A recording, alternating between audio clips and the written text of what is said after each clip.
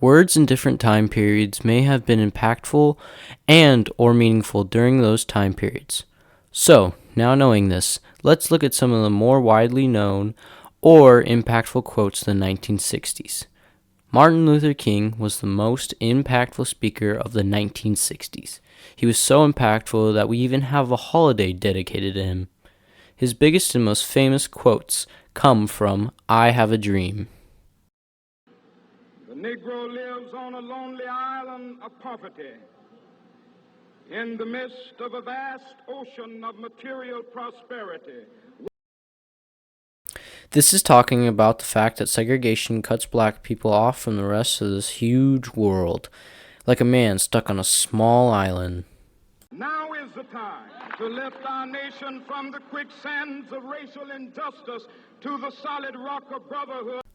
This talks about how racial equality is non-existing, and that if they work together, that they can help make it a real thing. These two sentences were very impactful for the time because segregation was a thing and blacks had no real rights. Now, let's compare these two sentences to something Hitler once said.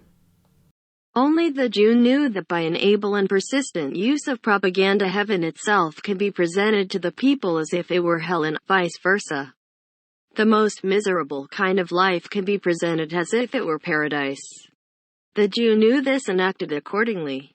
But the German, or rather his government, did not have the slightest suspicion of it. During the war, the heaviest of penalties had to be paid for that ignorance.